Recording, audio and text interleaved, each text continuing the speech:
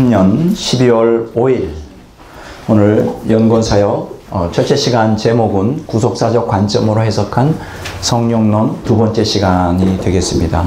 오늘 여러분들에게 나눠드린 오늘 자료, 이게 큰 자료가 있죠. 오늘 이제 구속사적 관점으로 해석한 성령론의 이제 두 번째 이제 보충적인 자료가 되겠습니다. 요건 아마 잘하면 두 번째 시간에 강의를 하게 되겠고요. 지금 첫 시간에는 지난주에 나눠드린 그 구속사적 관점으로 해석한 성령론의 첫 그 그림 있죠. 이 그림을 중심으로 지금 강의를 하도록 그렇게 하겠습니다. 잠시 기도를 하겠습니다. 하나님 아버지 감사를 드립니다. 오늘 저희를 불러주시고 마지막 때 미혹의 영이 강력하게 역사하는 이 시대에 영적 전쟁의 전사로서 불러주시니 감사합니다.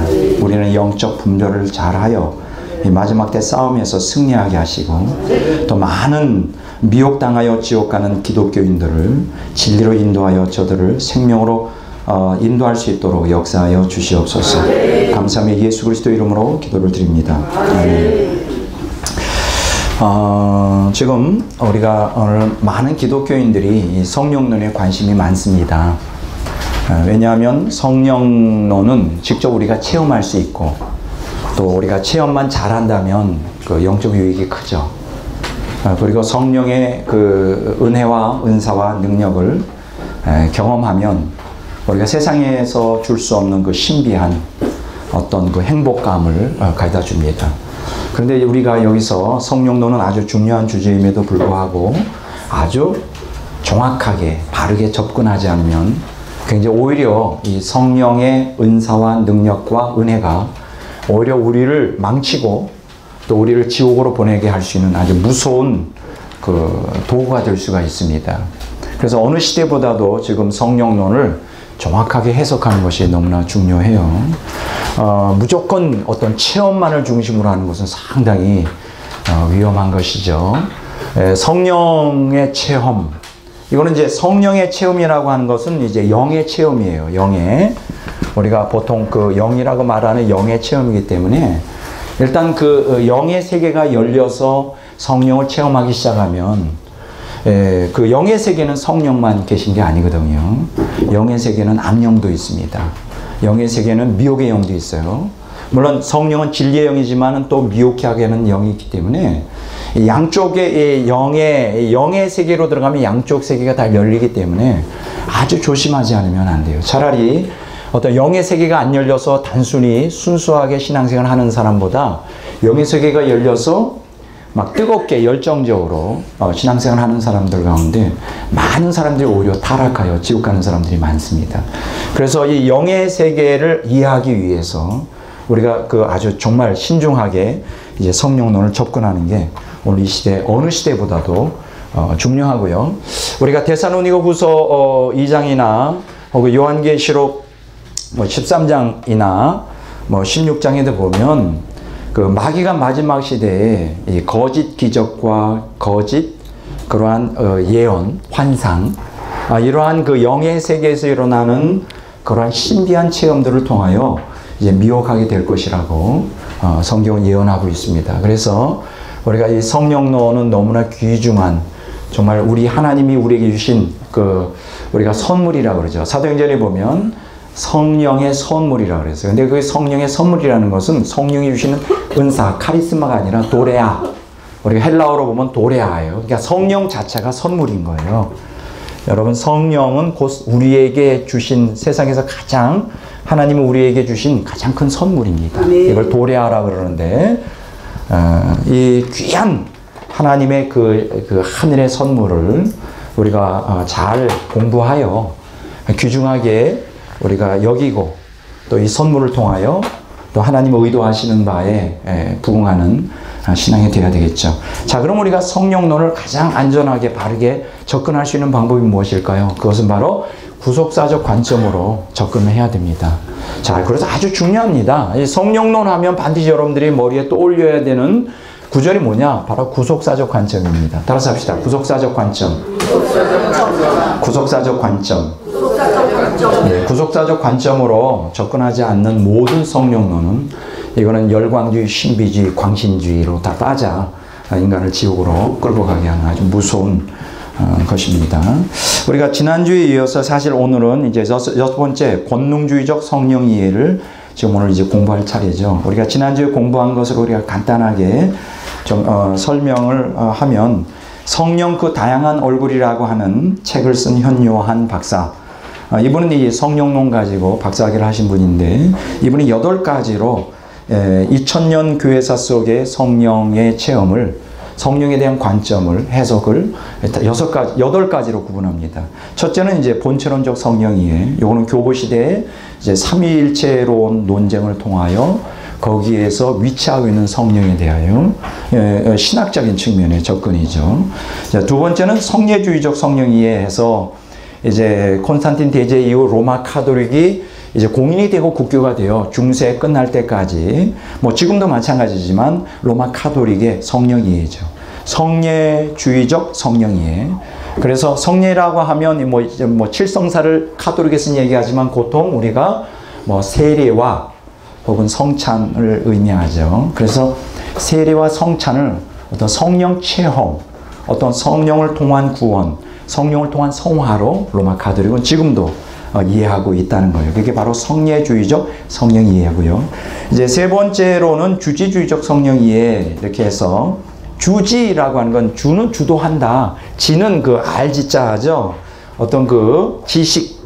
그래서 주지주의적 성령 이해는 이제 종교개혁 시대의 성령 이해인데 루터나 칼빈은 어떤 특수한 뭐 방언이다, 신유다 이런 것들을 인정하지 않고요. 하나님 말씀 안에서 말씀 선포를 통하여 역사하시는 성령.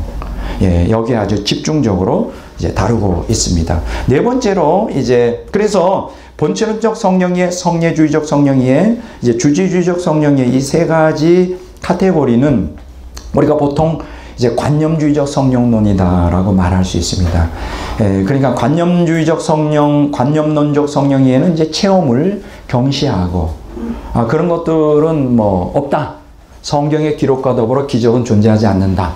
뭐 이런 측면으로 많이 흐르고 있죠. 관념론적 성령론. 이게 오늘날도 이제 개혁주의나 또는 그 근본주의자들이 주로 관념론적 성령론을 지금도 채택하고 있습니다. 그래서 전적으로 뭐 은사나 전적으로 뭐 성령의 은혜라 그럴 때 꼭 말씀을 통해서 캐리그마 설교를 통하여 전파되는 말씀이지 이걸 어떤 개인의 성령 뜨거운 체험으로서 인정하지 않습니다.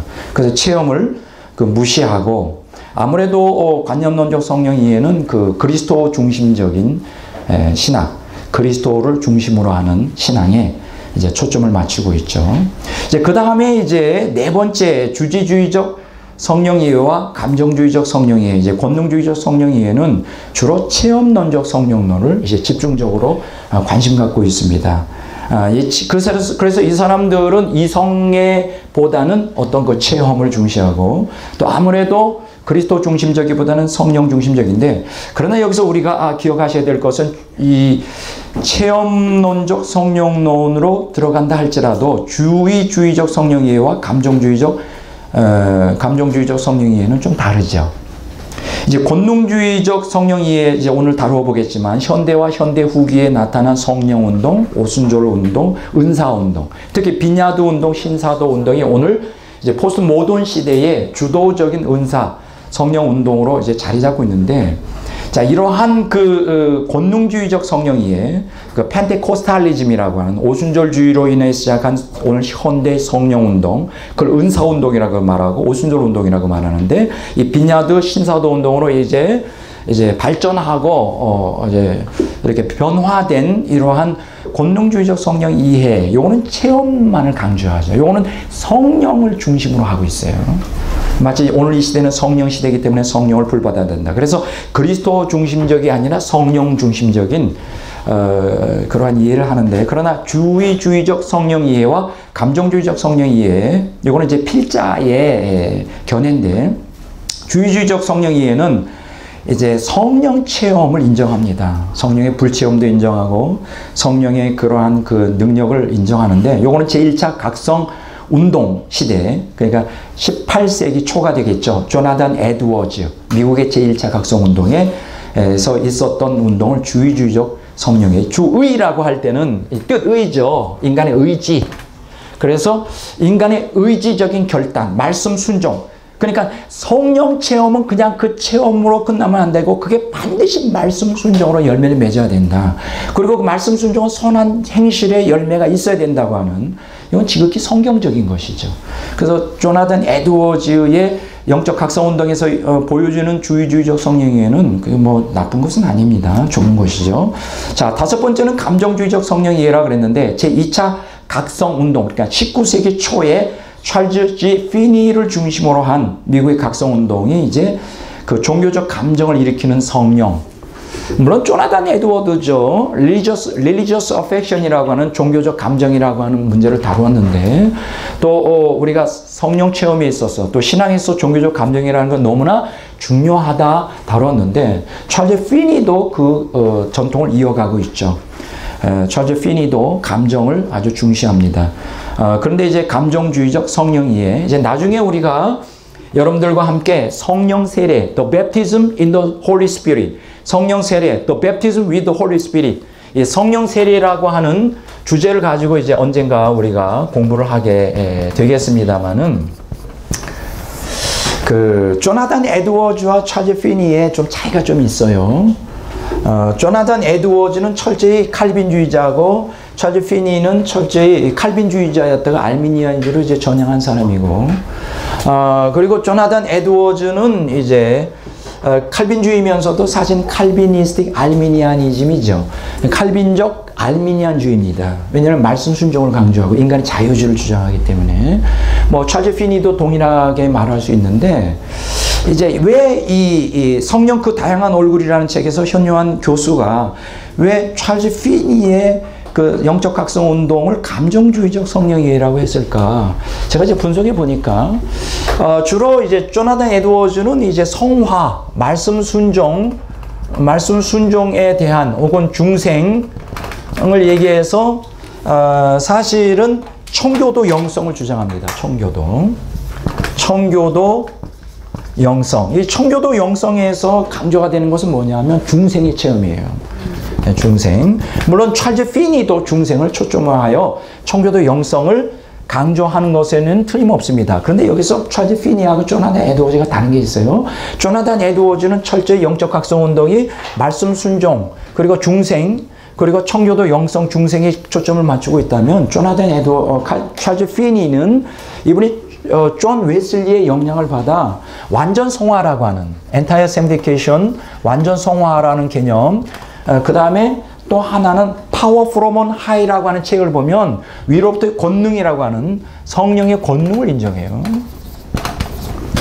그래서 이제 많은 학자들은 찰즈 피니가 이제 결국은 오순절 운동, 20세기 초에 일어난 오순절 운동에 아주 결정적인 그 영향을 끼쳤다고 말합니다. 왜냐하면 찰즈 피니는 완전 성화와 성령의 권능, 이걸 이제 성령 세례라고 하는 개념으로 이제 이해하기 시작하는데, 여기서 성령의 이 완전 성화라고 하는 거는 이제 그 거룩을 지향하는 것이고요. 성령의 권능은 이제 봉사를 위한 하나의 그 표적이나 능력을 나타내잖아요. 그래서 제가 생각할 때 이 저자가 감정주의적 성령 이해라고 말한 이유는 아마 성령의 권능을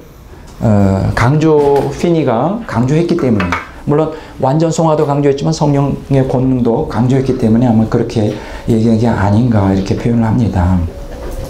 어쨌든 이제 여섯 번째, 오늘 이제 제가 다섯 번째까지 제가 지난주에 강의를 했고요. 오늘은 이제 여섯 번째를 조금 다뤄보도록 하겠습니다. 여섯 번째가 뭐냐면 권능주의적 성령 이해예요. 자, 따라서 할까요? 권능주의적 성령 이해. 권능주의적 성령 이해. 자, 여섯 번째는 이제 권능주의적 성령 이해인데 말 그대로 권능을 받는 거예요. 사도행전 1장 8절에 보면 성령이 너희에게 임하시면 너희가 뭘 받아요? 두나미스, 권능을 받는다. 권능, 예, 파워. 자, 우리가 이 권능을 주로 이제 은사를 체험하는 것과 이제 동일시하게 되어 있는 것이죠. 어쨌든 이것은 그 현요한 교수가 그렇게 구분해 놓은 거예요. 자, 그러면 지금 본능주의적 성령주의는 어디에 카테고리에 속하느냐? 현대와 현대 후기. 현대라고 하면 이제 19세기 초에, 그리고 현대 후기 하면 1960년대 이후 70년대 말 혹은 1990년대 이후를 오늘 우리가 살아가고 있는 시대를 이제 현대 후기라고 말할 수 있죠. 자, 현대 시대에서의 그 성령 운동은 주로 은사 운동이었습니다. 그걸 이제 우리가 오순절 운동 이렇게 말합니다. 우리가 오순절 운동도 두 가지로 나누죠. 오순절 운동과 네오 펜테코스탈리즘, 신 오순절 운동 이렇게 표현하기도 합니다. 이건 나중에 이제 우리가 자세하게 오순절에 대해서 공부를 할 때 하겠지만은, 오순절 운동은 이제 개신교에서 일어난 운동을 얘기하고요. 신 오순절 운동은 요거는 개신교를 뛰어넘어 로마 카톨릭까지 이제 포괄하는 개념입니다. 자, 그런데 이제 현대와 현대 후기에 좀 차이점이 있다면, 현대 20세기 초에 일어난 오순절 운동, 이건 이제 오순절 은사 운동인데, 주로 이때 초점이 맞춰졌던 것은 바로 방언이었습니다. 방언. 자, 오순절 운동의 현대 성령 운동의 초점은 방언 운동이에요. 그래서 우리가 오순절 교파, 오순절 교파, 오순절 운동, 오순절 교파 이렇게 말하면 이제 우리가 방언의 은사를 얘기합니다. 자, 이 문제에 대해서 이제 갑론을박하는 사람들이 굉장히 많아요. 방언은 이거는 그 성경 시대로 끝났다. 아니다. 지금 계속 이어진다. 이 문제도 나중에 우리가 한번 심도 있게 방언 문제에 대해서 한번 다뤄보도록 하고요. 이제 현대 오순절 운동의 성령 운동에 이게 이제 포스트 모던, 현대 운동에서 방언이 중심이고, 그 다음에 또 한 가지 추가적으로 여기서 우리가 이제 방언과 더불어 다뤄졌던 게 이제 신유죠. 디바인 힐링이라고 하는 신유, 병 고치는 역사, 이런 것들이 이제 주로 이제 현대 오순절 성령 운동의 주가 되겠고요. 자, 이 오순절 운동에 대해서도 나중에, 오늘은 자세히 제가 얘기 안 합니다. 나중에 한번 좀 역사적으로 쭉 한번 정리를 해드리도록 그렇게 하도록 하겠습니다. 그리고 두 번째로는 이제 현대 후기 성령 운동이죠. 현대 후기, 포스트 모던 성령 운동. 아까 제가 얘기했죠. 현대 후기 하면 우리가 철학사적으로 이제 1960년대 이후 그 베트남 전쟁 또 히피가 일어날 때, 그러니까는 그 우리가 현대와 현대 후기를 좀 여러분들이 구분할 필요가 있어요. 우리가 이 철학 사조에 따라 또 성령 운동도 색깔이 달라요. 참 재밌는 것입니다. 현대라고 그럴 때 이제 모더니즘을 모던이라고 그러죠. 모더니즘. 이게 뭐냐 하면 18세기 이제 계몽주의 시대를 모던이라고 그래요. 계몽주의 시대. 18세기 모던. 그다음에 현대 후기 하면 포스트 모던이죠. 예, 포스트 모던.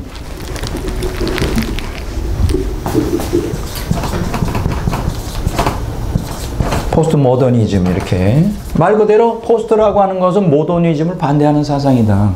그럼 모더니즘의 주를 이룬 건 뭐냐? 이제 중세 시대는 신본주의였고, 이제 르네상스로부터 시작하여 계몽주의 시대까지 신본주의에서 인본주의로의 그 변화가 일어나죠. 우리 철학사를 공부해 보면.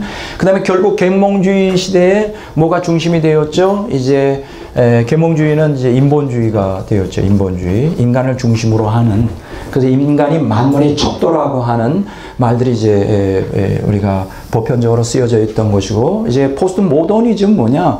인본주의를 갖다가 부셔뜨리는 이러한 시대죠. 그래서 인본주의, 그러니까 인간이 만물의 척도이고 라고 하는 것을 아주 부서뜨리는, 인간성을 말살하는. 그래서 포스트 모더니즘을 이제 완성한 사람이 이제 데리다라고 하는 철학자죠. 이 사람이 쓴 게 뭐냐? 이게 해체주의라는 거죠. 해체주의.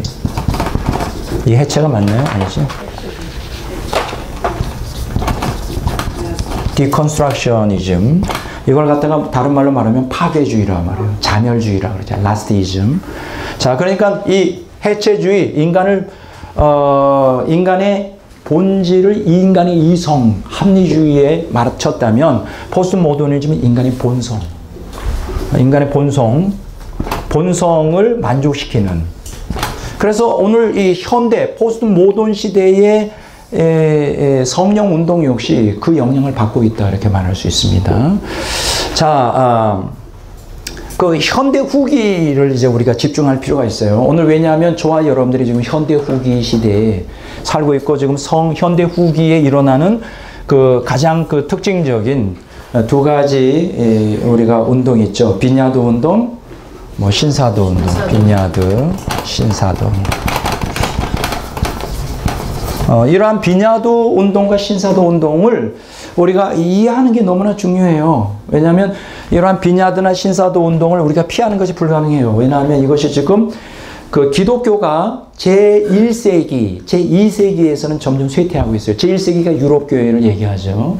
제2세기가 이제 미국, 북미를 의미하죠. 여러분들이 잘 아시는 것처럼 지금 유럽의 기독교회가 지금 다 붕괴 상태에 있어요. 경악을 금치 못할 정도로 유럽교회들이 다 지금 문을 닫아가고, 그 얘기는 뭐냐? 영적으로 지금 쇠퇴하고 있다는 것이죠. 그렇죠. 영적으로 퇴락하고 쇠락하고, 그게 이제 미국 교회도 역시 마찬가지예요. 근데 한 가지, 지금 기독교를 전반적으로 따질 때 기독교인의 숫자는 늘어나고 있어요. 아이러니하게도. 유럽 교회와 미국 교회들은 지금 점점 보편적으로 쇠퇴하고 있으나, 전반적으로 전 세계적인 기독교인들의 숫자를 따져보면 이제 이원규 교수가 종교학 교수인데 그 사람이 종교사회학 교수인데 그 사람이 분석한 바에 의하면 기독교인 숫자는 늘어나고 있다. 그럼 어디서 늘어나고 있는가? 제3세계에서 늘어나고 있다. 그러면 제3세계 하면 이제 중남미나 남미나 아프리카나 이렇게 저개발 국가, 그렇죠.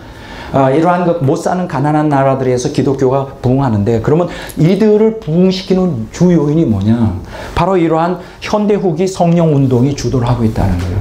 다른 말로 말하면 빈야드 운동과 신사도 운동이 그들 그 성령 운동에 주도를 하고 있다는 것입니다.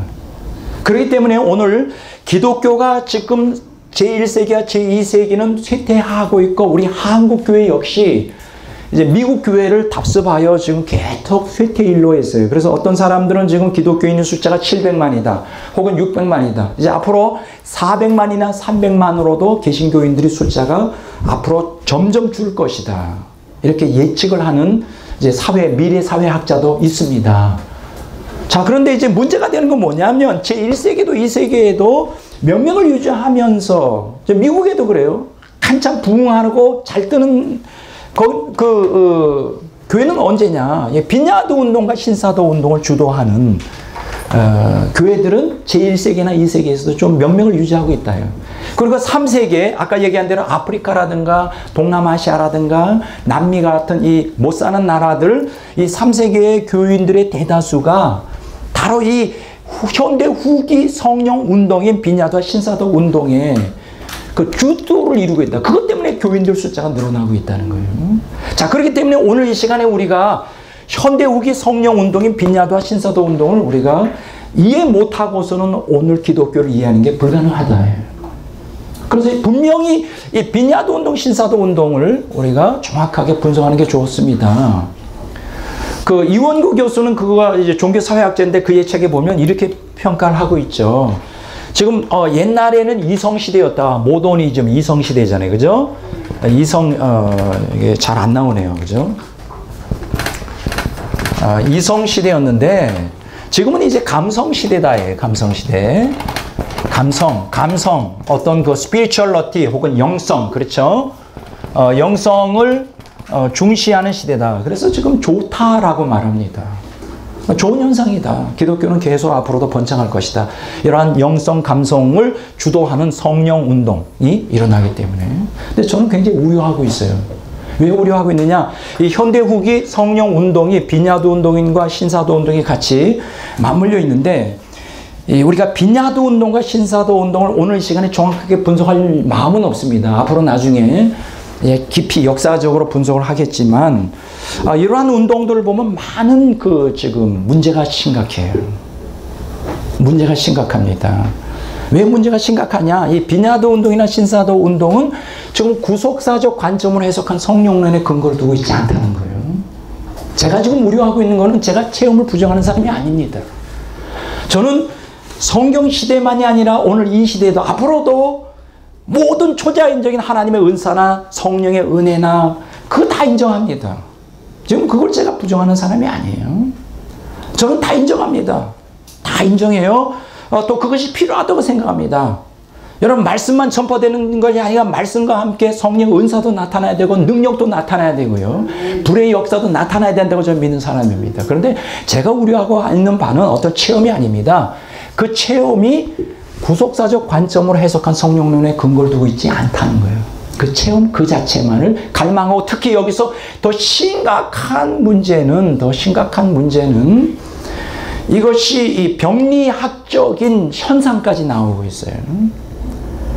자, 이것이 지금 뭐가 문제가 되느냐. 이 지금 현대 빈야드 운동이나 신사도 운동이 이 탐욕의 복음에 근거를 두고 있다는 거예요. 제가 지금 그 문제에 대해서 조금 언급하고, 우리가 앞으로 이제 공부하는 과정에 있어서 우리가 참으로 우리가 신경을 써서 이 분야에 대해서 우리가 깊이 연구하지 않으면 지금 외적으로는 수적으로는 제3세기를 중심으로 현대 후기 성령운동인 빈야드나 신사도 운동을 중심으로 하여 지금 교인 수가 급증하고 있지만 결국 그게 하루아침에 거품으로 꺼질 수가 있다는 거예요. 오히려 기독교를 무너뜨리는 장본인으로서 역사를 할 수가 있다는 거예요. 그래서 이 빈야드나 신사도 운동을 아주 우리가 성경적으로 잘 접근하는 것이 너무나 중요합니다. 뭐 거기에 관련되는 여러 책들이 많아요. 제가 지금 성령론을 강의해서 이렇게 책을 갖다가 막 쌓아놓고 지금 책을 읽으면서 지금 하고 있거든요. 제가 여러분들에게 권해드릴 수 있는 좋은 책 중에 하나는 바로 이 책이에요. 빈야드와 가짜 신사도의 부흥운동, 행크 헤너그라프. 그래서 빈야드 운동과 신사도 운동 무엇이 문제인가? 근데 이제 제가 이런 책에 대해서도 굉장히 우려하는 바가 있습니다. 왜냐하면 이 사람들은 거의 은사를 또 인정을 안 해요. 저는 양쪽 다 균형을 잡고자 하는 거예요. 그러니까 이 사람들은 학문적으로는 하는데 너무 무조건 어떤 그 성령의 체험 자체를 이렇게 인정을 안 하려고 하는 그런 면도 있어요. 그러나 또 읽어볼 필요는 있어요. 그래서 여러분, 제가 여러분들에게 권해드리고 싶은 책, 권하는 책들은 다 100% 완전하기 때문에 권하는 건 아니에요. 그러니까 이런 책들도 영적 분별력을 가지고 받아들일 것과 거부할 것을 잘 여러분들이 선택해야 됩니다. 이제 이 사람이 얘기하는 거는 이제 무슨 얘기 하느냐. 이제 빈야드 운사 운동을 주도했던 존 윈버라고 하는 사람이 있습니다. 존 윈버. 그리고 신사도 운동을 지금 주도하고 그것을 만들어냈던 그 신사도 운동은 피터 와그너인데 여러분 잘 아시죠? 풀로 신학계 피터 와그너 하면 교회 성장학으로 우리 한국에 30년 동안 결정적인 그 영향을 끼쳤던 사람이에요. 피터 와그너. 그 다음에 이제 빈야드 운동과 신사도 운동의 밑에 베이스에 깔려 있는, 그것과 더불어 베이스에 깔려 있는 게 이제 그 번영신학이죠. 번영신학이 있습니다. 번영신학. 자, 한번 따라서 할까요? 번영신학. 그러니까 지금 빈야드와 신사도 운동은 번영신학의 기초를 두고 있어요. 같이 결합되어 있어요. 빈야드 신사도 운동은 이거는 이제 그 은사죠. 그 여기서 주로 나타나는 현상은 뭡니까? 뭐 제가 한번 이제 쓰러지는 거 일단. 빈야드 쓰러짐. 제가 그 인터넷에 봤더니 그 베니힌 목사가 잘 쓰러뜨리더구만요. 야, 대단해요. 막 이렇게 하면 쫙 쓰러져요. 야, 그거 아주 대단해요. 네. 자, 쓰러짐. 그 다음에 이 빈야드 신사도 운동의 공통적인 건 쓰러짐과 또 뭐가 있느냐. 그 다음에 이제 뭐 예언이랑 또 한 가지 있죠. 금 이빨. 예, 금 이빨. 또 금싸라기. 금가루. 뭐 주로 이런 거에 쓰러짐, 예언, 금 이빨, 금가루. 제가 얘기하겠습니다. 저는 금가루 떨어진다든가 금 이빨 된다든가 나는 그걸 내가 조롱하진 않습니다. 얼마든지 가능해요. 그보다 더한 것도 일어날 수 있어요. 하나님 마음만 먹으면 여러분들 금덩어리를 만들 수 있어요. 나는 그거 믿어요. 제가 무슨 얘기하는지 잘 들으시기 바랍니다. 저는 어떤 현상을 저는 부인하는 게 아닙니다. 그 자체가 지금 제가 뭐 그것을 뭐 금리빨이 된다, 금가루 떨린다, 그걸 뭐 백목사님 믿느냐 안 믿느냐, 그거 가지고 싸울 게 아니에요. 제일 중요한 거는 그게 나타나든 안 나타나든 쓰러지는 거, 쓰러질 수 있어요. 조나단 에드워즈나 찰즈 피니, 요한 웨슬리, 영적 각성 운동이 일어났던 것은 쓰러짐의 역사가 있었어요. 근데 그 종류가 달라요. 중요한 것은 뭐냐? 쓰러집이든 예언이든 금리빨이든 금가루든 아까 지금 얘기한 대로 현대에서 방언이든 신유든 다 인정한단 말이에요. 그럴 수 있다예요. 그보다 더한 일도 하나님이 일으킬 수 있어요. 이 팔이요. 여러분 짧은 사람 하나님께서 역사하면 길게 할 수 있어요. 나는 부인하지 않습니다. 지금 제가 얘기하는 건 그걸 부인하는 게 아니에요. 문제는 뭐냐? 그 어떤 초자연적인 현상 자체를 가지고 그게 성령의 역사이다 마귀의 역사다 구별하지 말라는 거예요. 중요한 것은 열매가 있느냐. 거룩의 열매를 나타내느냐. 다른 말로 말하면 구속사적 관점으로 성령을 해서 그러면 구속사적 관점에서 가장 중요한 게 뭡니까? 이제 오늘 이제 강의의 중요한 내용이 되겠지만 구속사적 관점의 핵심이 뭡니까? 바로 하나님의 생명이에요. 오늘 배우겠습니다. 그 생명을 우리가 얻는데 생명의 본질은 바로 하나님의 거룩에 참여하는 거예요. 그렇죠? 이 거룩에 참여한다는 것은 신의 성품에 참여하는 것이죠. 신의 성품에 참여한다는 것은 하나님의 형상을 회복하는 거예요. 이게 구속사의 핵심이에요. 그렇죠? 예? 그러니까 지금 제가 얘기하는 건 방언이나 신유나 뭐 쓰러짐이나 예언이나 금리빨이나 금가루가 그 본질이 아니라는 거예요. 성령의 초자연적 현상 자체가 뭐 그게 하나님으로부터 왔느냐 마귀로부터 왔느냐 그걸 따질 계제가 안 되는 거예요. 저는 다 인정해요. 하나님으로부터 올 수 있어요. 그런데 여기서 중요한 것은 마귀로부터도 올 수 있다는 거예요. 그러면 이러한 쓰러짐, 예언, 금리빨, 금가루, 방언, 신유 이게 하나님으로부터도 올 수 있고 마귀로부터도 올 수 있는데 그러면 그게 하나님으로부터 오는 것이냐 마귀로부터 오는 것이냐 어떻게 분별하느냐 한 가지밖에 없어요. 뭘 보고 알아요? 열매를 보고 알아요. 열매가 거룩의 열매를 맺으면 자 성령론을 어떻게 해석하라고요? 구속사적 관점으로 해석한 성령론. 거룩으로 열매가 그게 바로 생명의 본질이 되고 그게 신의 성품에 참여하는 것이고 그게 바로 하나님의 형상을 회복. 이게 바로 성령이 우리에게 역사하고자 하는 본질이에요. 어떤 초자연적인 어떤 현상이 그게 본질이 아니라 만약 쓰러져가지고 방언하고 신유하고 예언하고 금리빨 금가루 떨어져가지고 거룩해지고 신의 성품에 참여하여 하나님의 생명으로 충만하고 하나님의 형상을 회복한다면 나는 그걸 100% 찬송한다. 그 무슨 현상이든. 근데 만약에 이러한 초자연적인 형상들이 거룩이나 신의 성품이나 생명 하나님의 형상을 회복하지 않는다면 이상한 병리적인 그냥 기분 해소하기 위한 그리고 혼란과 분열을 일으킨다면 이건 마귀에게 속하는 거예요. 이건 마귀로부터 오는 거예요. 그걸 가지고 분별해요. 저는 철저히 은사주의자도 아니고 철저히 은사를 부인하는 자도 아니에요. 저는 열매를 보고 분별하잖아요. 열매. 여러분 본영신학의 핵심자는 누굽니까? 로버트 슐러와 조엘 오스틴이죠. 그리고 릭 워렌 같은 사람도 비냐드 운동이나 신사도 운동에 릭 워렌, 뭐 알파코스, G12 이런 게 다 제3의 물결이라고 해서 나오는데 지금 중요한 게 뭐냐? 이 비냐드 운동의 존 윈버나 신사도 운동의 피터 와그너, 번영신화 로버트 슐러, 조엘 오스틴이 또 릭 워렌이 프리메이슨 33도급의 사람이라는 것이죠. 프리메이슨의 33도급이죠. 프리메이슨에 대해서 제가 옛날에 언급을 했죠. 이 사람들은 프리메이슨들은 일루미나티를 중심으로 전 세상을 하나의 종교로 통합하고 결국은 기독교를 말살하고 적그리스도를 숭상하는 것으로 귀결되는 이런 운동인데 종교 통합 지지를 하죠.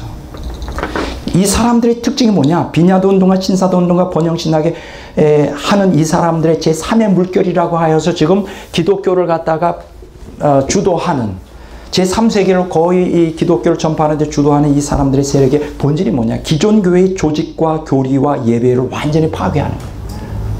이런 무서운 음모가 있다는 것을 여러분들이 이해하고 이러한 은사운동을 접근하는 게 너무나 중요합니다. 그러니까 저는 다시 말씀드리지만 은사를 전적으로 막 은사만을 전적으로 갈망하고 그것을 지지하는 사람도 아니고 그렇다고 해서 은사를 전적으로 부인하는 사람도 아니에요.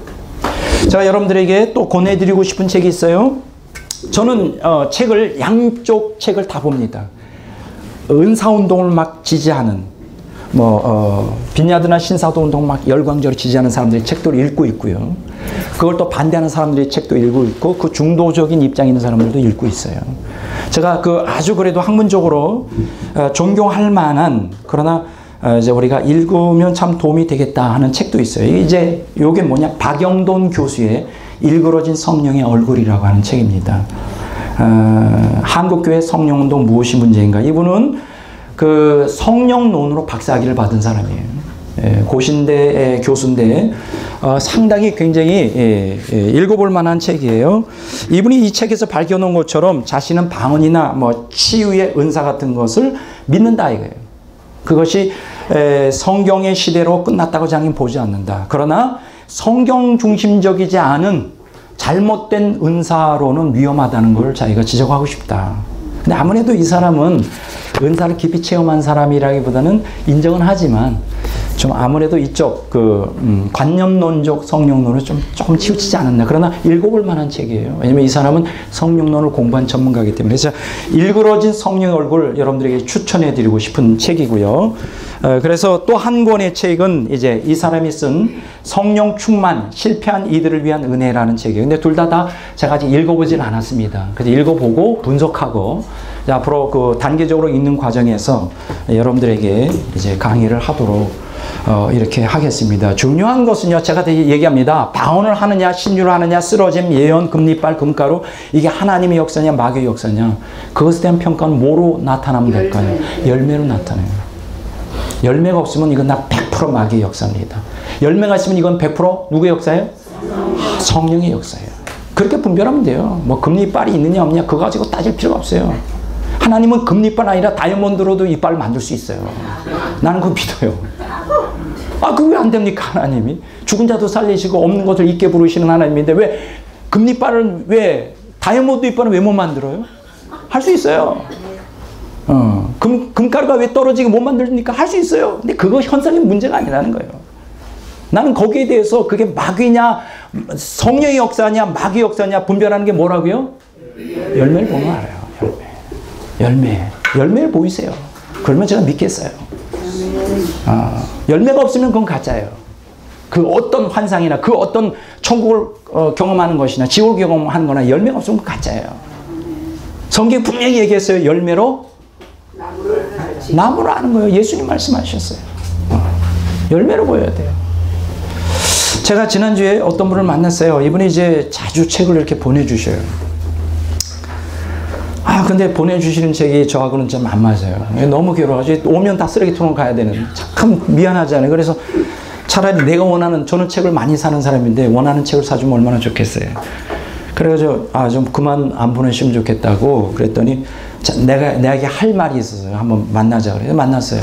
식사를 하면서 얘기를 했는데 저보고 뭐라 그러냐면 하나님의 뜻을 지금 거역하고 있다는 거예요. 하나님의 뜻은 그 정규신학대학에 큰 데 가서 교수를 하는 게 하나님의 뜻인데 나보고 조금 군소신학교에서 강의하고 무슨 사역을 하느냐. 그래서 내가 이런 사역한다 그러니까 그게 아주 큰 사역을 하는 게 하나님의 뜻인데. 그래서 저는 성령께서 로마서 12장을 통하여 너는 높은 데 처하지 말고 낮은 데 처하라고 해서 나는 이렇게 만족하고 내 적성에 맞고 그러니까 무슨 적성이냐고. 하나님이 하라면 하지 무슨 말이 많냐고. 그럼 자기가 방언 통변 은사를 갖고 있대요. 그러면서 이제 제 이름하고 연구원의 이름하고 제가 어디에서 사역하는 이름을 딱 어디냐고 그래서 어디라고 그랬더니 이제 그걸 보고 이제 자기가 방언 통변하는 거예요. 재밌는 게 뭐냐 하면 전철을 타고 이제 같은 방향으로 가다가 저는 내리는데 소리를 내가지고 주변에 있는 사람 일단 열매가 안 좋잖아요. 소리를 주절주절 하는데 백기찬 교수가 하나님의 성령의 음성을 듣지 않고 이제 내가 벌을 줘야 되겠다 뭐 이러면서 가만히 들어보니까 아니 내가 지금 하는 사역에 내가 잘못한 일이 별로 없는 것 같은데 확신과 뜨거움을 가지고 지금 사역하는데 이 사람은 나를 어떻게 성령을 어떻게 받은 거야. 그래서 벌을 줘야 되겠다. 말을 듣지 않으니까 막 이러면서 또 이런 말을 해요. 내 안에 악령이 있었는데 자기가 쫓아냈대요. 쫓아내고 마음의 치유 그 내적 치유를 자기가 했대요. 어떻게 한 거냐? 그냥 했대 자기가 금방. 그렇게 내적 치유가 금방 자기가 한다고 해서 금방 되는 건가? 이게 굉장히 황당하더라고요. 그래서 제가 딱 영어로 떠오르는 게 뭐냐면 이 사람이 주저리 하는 거예요. 주저리. 그러니까 양신 역사, 그 제잘거리는 영을 받은 것 같더라고요. 내가 자세한 건 제가 그분이 누군지는 잘 모르기 때문에 그런데 뭐 은사도 좀 경험했겠죠. 방언도 했겠는데 그 방언이 제잘거리는 영의 방언이라며. 악령이에요, 악령. 열매를 보면 알잖아요. 어떻게 백목사를 앞에 두고 소리를 내가지고 내가 하나님을 가만두지 않겠다 말을 듣지 않아서 그래가지고 근데 내가 지금 말씀드리는 게 뭐냐, 그 성령의 은사, 어떤 초자연적인 그 은혜를 또 은사를 경험하고 또 그거를 추구하는 많은 기독교인들이 그 양신 역사를 해요. 이거 문제예요. 심각해요. 양신 역사라는 걸 몰라. 그냥 들려오는 귀에 들려오는 대로 자기 생각대로 막 그냥 떠들어. 막 선포하고 오늘은 동으로 가라, 내일은 서로 가라, 뭐 이렇게 막 떠들어. 그 양신 역사를 해요. 양신 역사. 이게 다 뭐냐? 열매가 없어요. 열매가. 어떤 그 현상, 초자연적인 현상, 어떤 그 신비한 현상. 여러분, 이러한 초자연적인 신비한 현상은 성령만 주시는 게 아니에요. 여러분들 보면 이슬람의 그 사원에 가면 이 사람들이 수니파라고 그 신비주의자들이 있어요. 여러분 아십니까? 이렇게 또 남자가 이렇게 치마같이 해서 그걸 돌죠. 빙빙빙빙 돌아요. 그러면 뭐가 보여요? 별이 보이잖아요. 돌면 어질어질하면서 별도 보이고 엑스타시에 들어가요. 여러분 아프리카의 그 부두교라고 알잖아요. 이런 데서 이 사람들이 그 하루 종일 북치고 막 쿵쿵쿵쿵 하면서 하면 뭐가 보인다고 막 환각에 들어가요. 힌두교의 사원에도 들어가면 그런 일들이 일어나요. 막 우리처럼 진동을 해. 우리가 진동이라는 게 있잖아요. 그걸 갖다가 이제 조나단 에드워즈는 이제 적스라고 그래요. 적스. J-E-R. 적스라고. 이게 뭐냐? 떠는 거예요. 떠는 거. 나는 성령께서 역사하면 떠는 적스도 일어날 수 있다고 난 믿는 사람이에요. 떨릴 수도 있고 요한 웨슬레이 붕운동에도 복음을 선포하는데 말씀을 선포하는데 사람들이 개거품을 흘리면서 쓰러져요. 나는 그런 현상들이 일어날 수 있다고 믿어요. 그래서 이 요한 웨슬레이가 한때는 열광주의로 오해가 됐어요. 이건 약간 완전히 광신주의다. 그래서 의사가 직접 보고 이렇게 보기도 하고. 그런데 놀라운 것은 이러한 적스, 성령이 강하게 임할 때 막 떨고 막 넘어져가지고 막 이런 그 발작을 일으키는 일들이 얼마든지 영적 가속 운동이 일어날 수 있어요. 중요한 건 뭐냐? 이러한 적스 현상이 일어났을 때 열매가 나타나느냐, 정말 회개를 했느냐, 거룩을 추구하느냐, 변화되었느냐. 변화되었다면 이 적스는 누구 현상이에요? 하나님의 현상이에요. 마귀의 역사가 아니에요. 무조건 이 적스를 갖다가 신비주의로 몰아쓰는 건 잘못된 거라고요. 저는 그걸 또 경계해요. 그러나 무조건 이 적스가 다 성령의 진동과 임재하로 인하여 일어나는 거라는 것도 나는 부정을 해요. 저는 무엇을 가지고 판단한다고요? 열매를 보고 판단해요. 여러분들도 그렇게 하십시오. 아멘. 말과 행동으로 그 사람의 삶을 통하여 거룩이 나타나느냐. 그만 보면 알 수 있어요. 속일 수는 없는 거예요. 그렇죠? 열매를 보고 그 사람을 평가하는 거예요. 자, 그러면 오늘 이 시간에 제가 이 짧은 시간에 다 할 수는 없고, 자, 빈야드 신사도 운동에 대하여 좀 우리가 조금 좀 기억해야 될 필요가 있어요.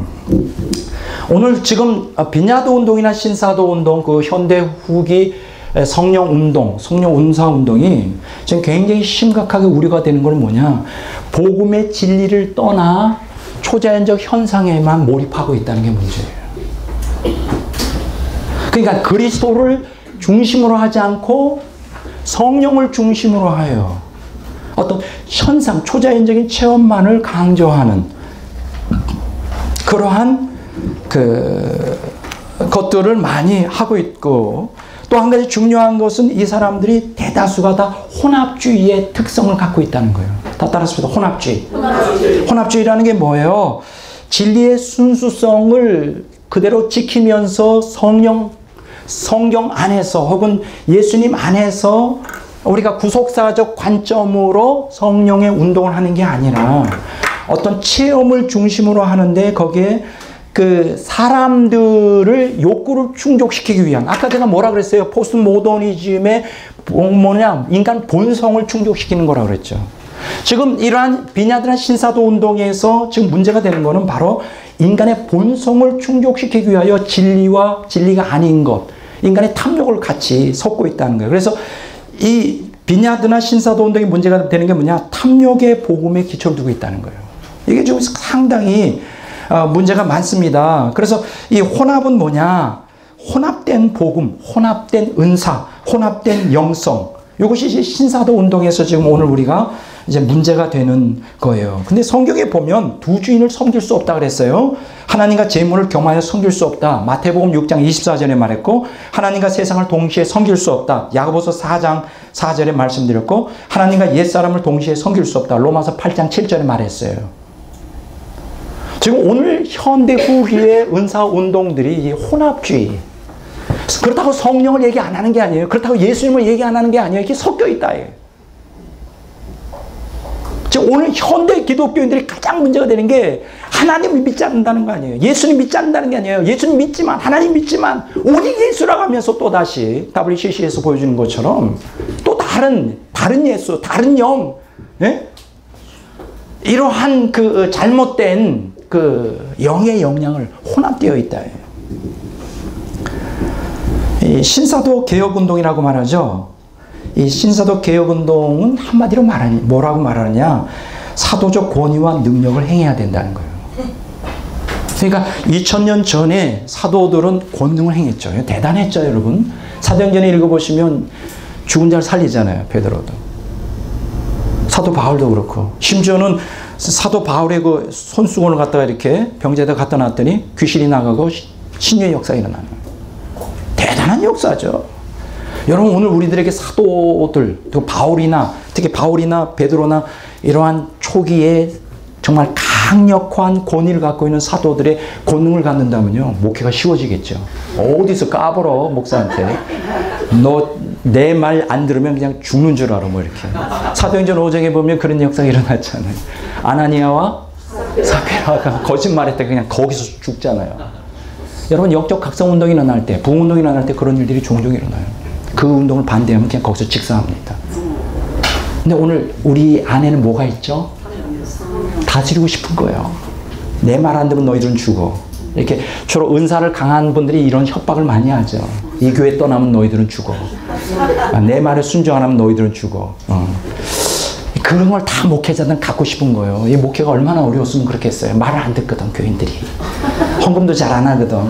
특히 작은 교회에서는 다 큰 교회로 가거든. 울분이 막 수십 년 동안 쌓이는 거야. 나도 한번 좀 휘두르고 싶은 거예요. 거기에 딱 맞는 게 신사도 운동이잖아요. 사도적인 권세를 우리가 회복하게 해주겠다. 자, 여러분, 제가 여러분들에게 질문하고 싶은 게 있어요. 사도들의 권세는 무엇이에요? 사도가 된 표징이 뭐죠? 자, 고린도후서 12장 12절 한번 보겠습니다.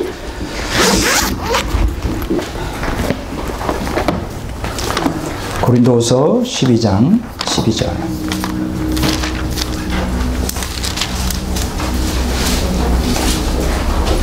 자, 다 같이 읽어보겠습니다. 고린도후서 12장 12절 다 같이 읽겠습니다. 사도의 표가 된 것은 내가 너희 가운데서 모든 참음과 표적과 기사와 능력을 행한 것이니라. 자, 신사도 운동에서 슬로건으로 내거는 구절이 바로 이 구절이에요. 사도의 표가 뭐냐? 참음과 표적과 기사와 능력. 근데 여기에서 참음은 싹 빼죠. 인내는 요거는 그냥 넘어가고 표적과 기사와 능력. 그래서 우리가 오늘 이 시대의 사역자들은 표적과 기사와 능력을 초기 사도들이 행한 거죠. 우리 또 그 권세를 회복해야 되는. 이게 신사도 운동의 요점이죠. 여러분, 사도가 된 그 증거가 표적과 기사와 능력만입니까? 여러분, 사도들이 얼마나 주를 위해서 고난당하고 나중엔 사도들이 어떻게 돼요? 다 순교하죠. 그거는 싹 빼요. 능력과 표적과 기사, 이것만 아주 강조하죠. 여러분, 성경에 보면 사도의 권리와 의무가 있는 거예요. 물론 능력과 기적과 표적이 나타나지만 거기에 따르는 의무가 있는 겁니다. 고린도전서 9장 12절 한번 보세요.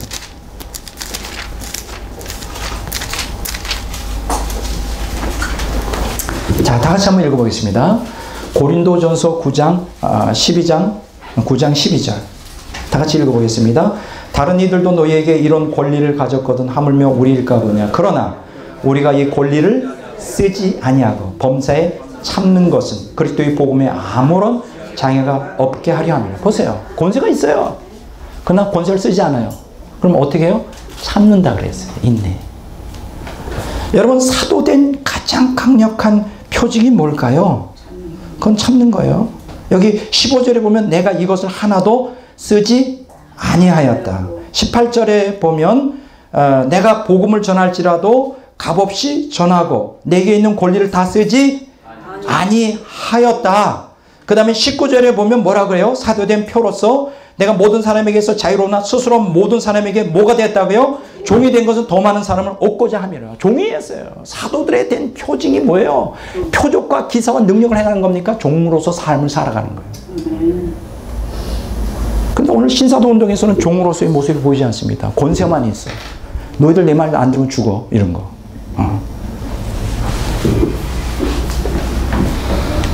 모든 사람이 종이 되었다고 했어요. 고린도후서 4장 5절도 보겠습니다.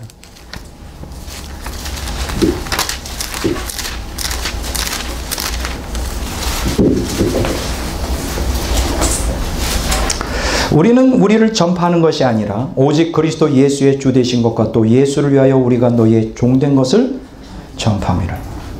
모든 사람이 종이 되었다는 걸 전파하는 게 사도들이 된 표예요. 그리고 참는 거예요. 인내. 아까 고린도후서 12장 10절 봤죠? 그 다음에 고린도후서 11장 28절에 31절, 사도행전 20장 19절에 보면 다 참없는 거예요. 여러분, 사도의 표가 뭐예요? 그게 표적과 능력과 기사만 나타나면 사도의 표예요? 이제 새로운 신사도, 뉴 어파스톨릭 무브먼트, 신사도 운동, 권능. 여러분, 진짜 사도들은 그리스도의 노예예요. 예수님이 전부인 거예요. 그리스도의 십자가를 본받는 자기 비움, 권리 포기, 겸손, 낮아짐의 모범을 보이는 것이 사도들의 증표인 거예요. 만약 오늘 신사도 운동에서 이러한 성경에 기록된 대로 사도들의 증표로서 그리스도의 노예로서 그리스도의 십자가를 본받는 자기 비움과 권리 포기, 겸손과 낮아짐의 모범을 보인다면 저는 신사도 운동을 100번 적극 찬성합니다. 근데 내가 볼 때는 그게 아니에요. 여러분 한번 보세요. 고린도전서 아까 10장 24절 보겠어요. 사도들이 된 표가 무엇일까요?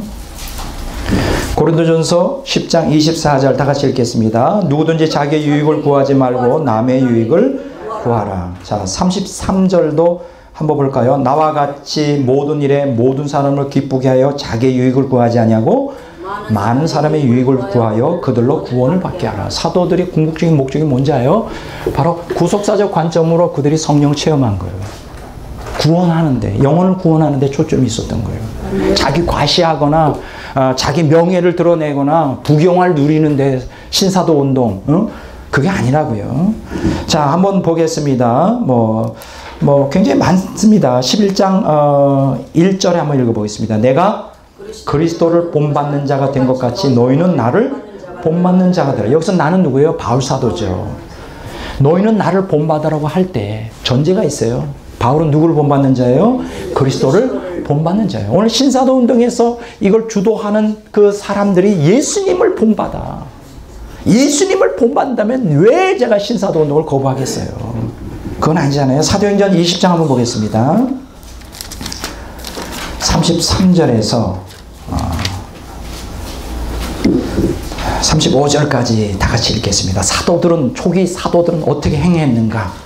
사도행전 20장 33절로 35절까지 다 같이 읽겠습니다. 내가 아무의 은이나 금이나 의복을 탐하지 아니하였고 여러분이 아는 바와 같이 이 손으로 나와 내 동행들이 쓰는 것을 충당하여 범사에 여러분에게 모범을 보여준 것과 같이 수고하여 약한 사람들을 돕고 또 주 예수께서 친히 말씀하신 바 주는 것이 받는 것보다 복이 있다 하심을 기억하여야 할 것이니라. 보세요. 이게 사도들의 표예요. 이 초기 교회 사도들이 행한 거예요. 은이나 금이나 의복을 탐하지 않냐고. 자기가 충동하며 모범을 보였어요. 모범. 데살로니가전서 2장 7절에서 10절 봅니다.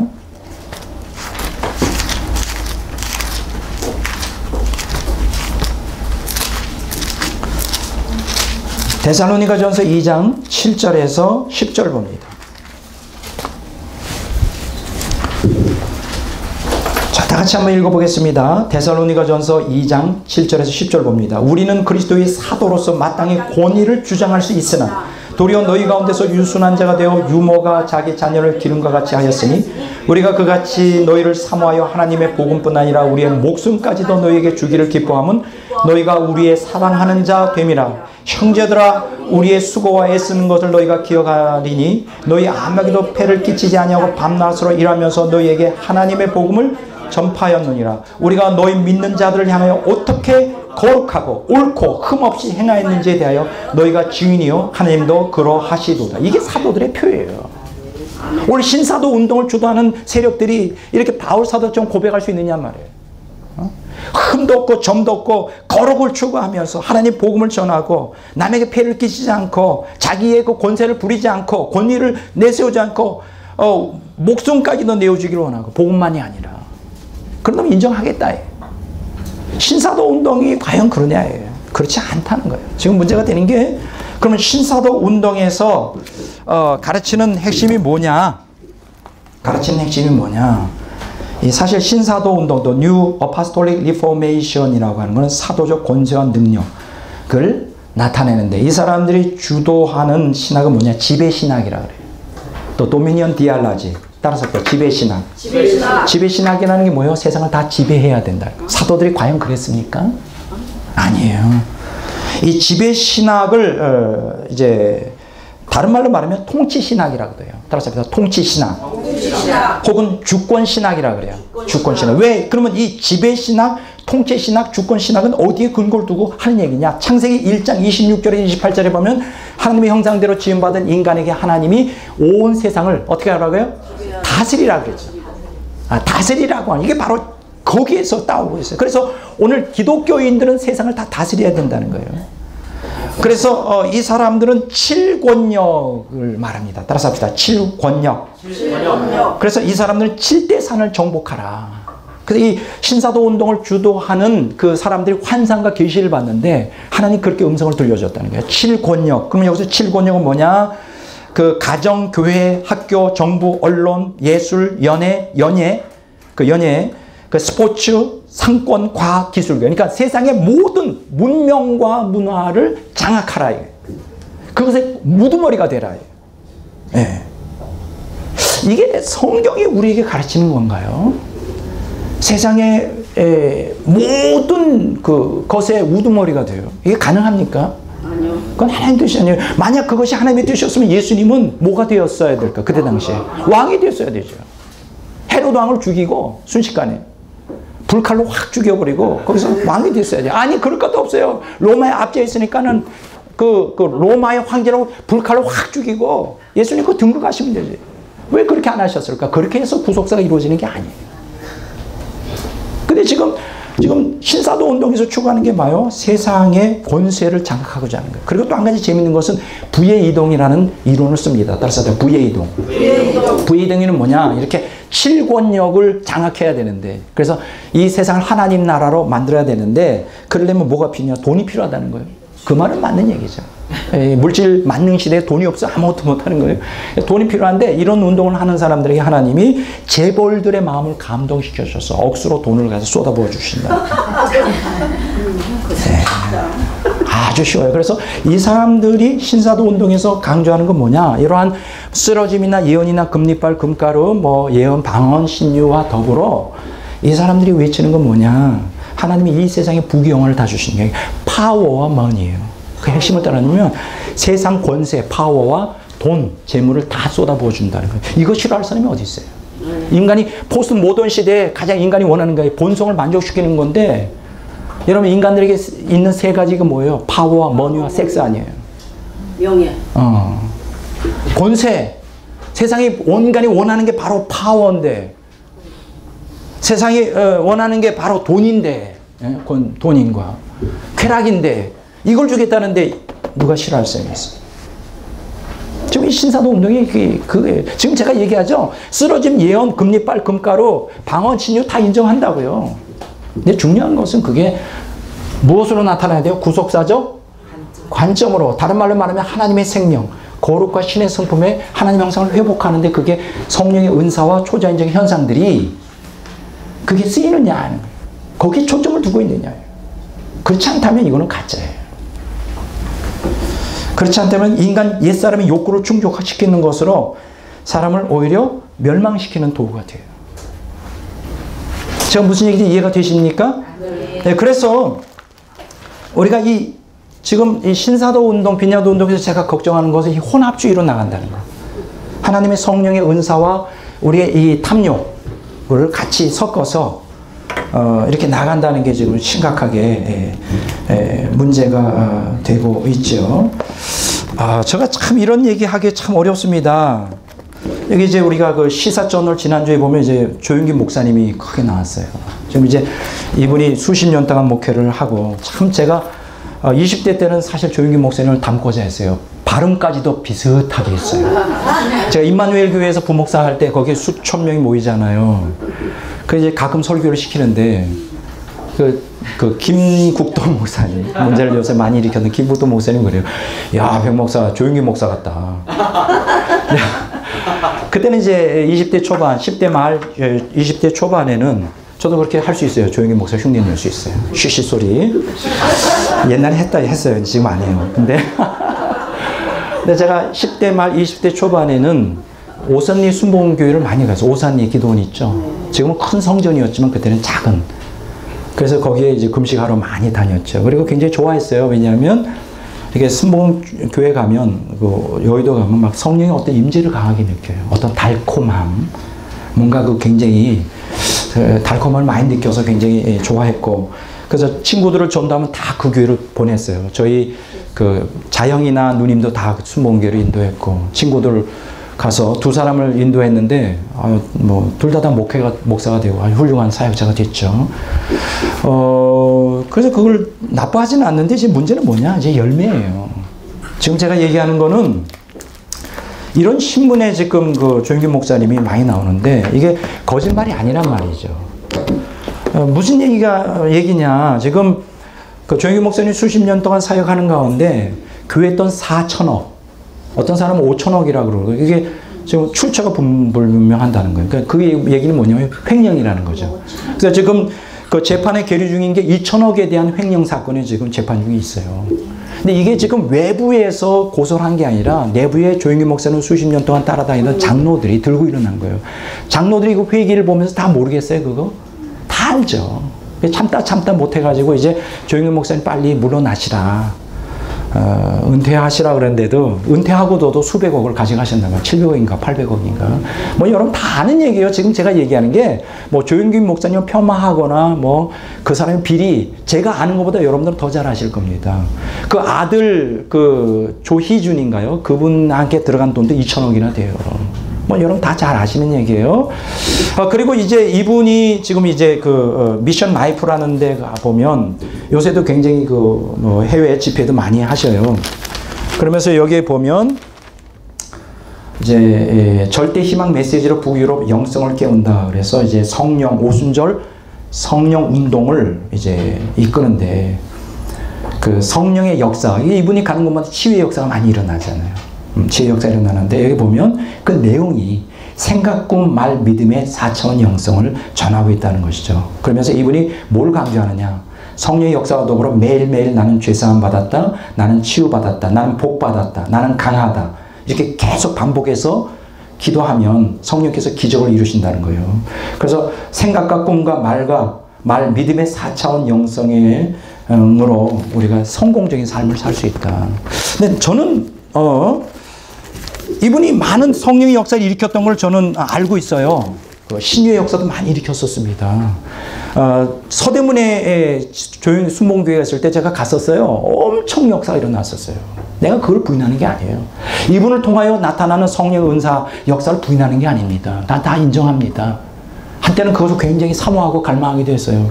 나도 세계적인 종이 되고 싶어가지고. 근데 그렇게 안 됐지만 제가 지금 얘기하는 건 열매입니다.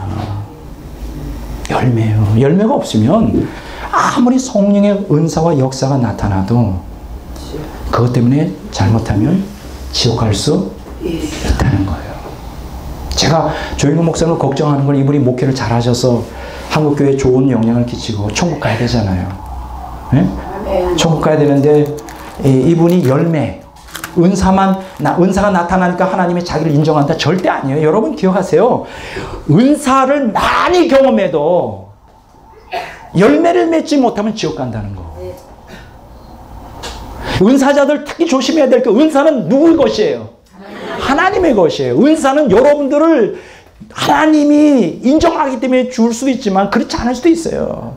타락한 그 사울 왕, 그가 다윗을 잡아서 죽이기 위해서 가는 가운데서 그 예언의 영이 임해가지고 하루 종일 옷을 벗고, 그렇죠.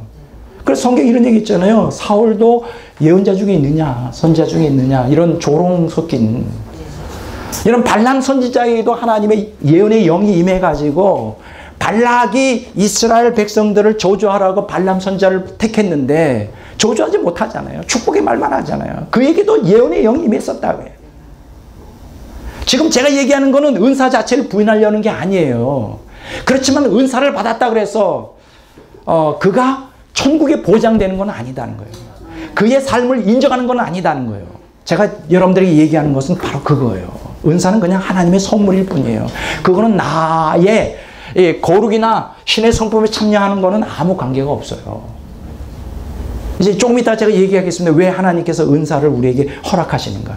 성령 체험은 왜 하나님께서 우리에게 주시는가? 그 궁극적인 목적이 있다고요. 그러니까 하나님의 성령의 은혜를 부어주시고 성령의 은사를 부어주시고 또 성령 체험을 하게 하는 그 궁극적인 목적은 구속사를 이루기 위한 것이지, 그건 내 욕구를 충족시키기 위한 수단이 아니란 말이에요. 그러니까 오히려 강력한 은사를 받고도 지옥 가는 사람도 있어요.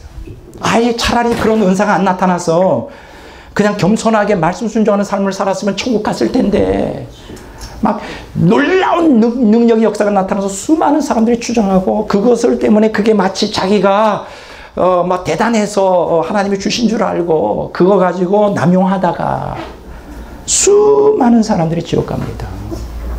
여러분 정신을 바짝 차리셔야 돼요. 여러분 이런 얘기도 있어요. 지옥을 경험한, 지옥 환상을 보잖아요. 하나님께서 입신시켜서 지옥도 보잖아요. 이거 얼마나 무섭습니까? 저도요 이런 기도를 합니다. 하나님 딱 한 번만이라도 천국과 지옥을 봤으면 좋겠네요.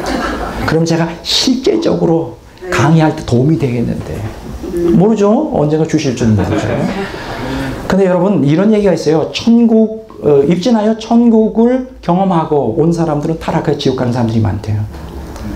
그런데 입신하여 지옥을 경험한 사람들은 타락하는 사람들이 많지 않대요. 왜냐하면 잘못하면 지옥 갈까봐. 그런데 놀라운 것은 지옥 체험을 한 사람들이 많이 간증하는데, 예수를 믿고 열정적으로 믿었고 은사 사역을 많이 했었던 사람들도 지옥에 많이 와 있더라고요. 그게 얼마나 경각심을 주겠어요. 자기도 잘못하면 지옥 가겠구나. 그래서 정신 바짝 차리고 신앙생활 하겠죠. 그러니까 여러분들이 천국 보여달라 이런 기도보다는 뭘 보여달라는 게 더 좋을까? 지옥 보여주셔. 그러면 그냥 완전 전신이 바짝 차려져 가지고 그렇게 되지 않겠는가? 여러분 여러분들이 가지고 있는 여기 나왔나요? 영분별하는 그리스도인이라고 하는 책이 있어요. 제시 펜 루이스. 이 책은 여러분들이 꼭 좀 구입해서 사봤으면 좋겠는데, 이 책은 이반 로버츠라고 웨일즈 지방에 1905년에 성령의 강력한 부흥이 임했었어요. 이반 로버츠와 더불어 이제 함께 동령했던 여자 사역자였죠. 제시 펜 루이스. 이 사람이 성령의 부흥운동 가운데서 영분별하는 그리스도인이라고 하는 이제 책을 썼는데, 이 사람이 뭘 얘기해주고 있느냐? 거짓 기사와 이적을 경계하라는 거예요. 성령이 강하게 임하는 곳에 마귀의 미혹된 영도 같이 임하기 때문에 아주 조심해야 된다는. 그러면서 이 사람이 뭘 얘기해 주느냐? 5가지를 제시합니다. 진리의 지식은 미혹에 맞서는 최고의 방패다. 진리 위에 서라는 것이죠. 두 번째로 사탄은 기사와 표적으로 자신의 가르침을 뒷받침하려 든다는 거예요. 그래서 말씀의 권위 약화, 말씀의 가르침을 왜곡하고 말씀의 인간 생각을 추구하고 말씀을 완전히 배제하려고 한다는 거예요. 그러니까 항상 성령의 역사가 나타날 때는 항상 어디에 고착하라? 말씀에 고착해야 되는 거예요. 세 번째는 초자연적인 것은 무조건 하나님이 주셨다는 생각을 버려라 하는 거예요. 여러분 참 조심해야 돼요. 영의 문이 열리기 시작하여 초자연적인 은혜를 경험하잖아요. 그게 아주 너무나 신령한 것이고 좋은 것이에요. 그럼 거기서 참 조심해야 될 거예요. 모든 초자연적인 현상이나 경험들이 다 하나님으로부터 오지 않는다는 거예요. 조심하셔야 돼요. 항상 연분별 하셔야 돼요. 그 다음에 네 번째로 하나님의 권능과 사탄의 역사가 동시에 일어날 수 있다는 거예요. 양신 역사할 수 있다는 거예요. 어느 누구에게도. 자기가 항상 거룩을 추구하고 자기 옛사람을 죽이는 그러한 철저하게 자기를 낮추는 사역이 아니면 성령의 역사를 강하게 하다 어느 순간에 탐욕이 들어가서 마귀 사람들 마귀종이 될 수 있어요. 그 대표적인 게 바로 박대선 장로 아닙니까? 신앙촌의 박대선 장로.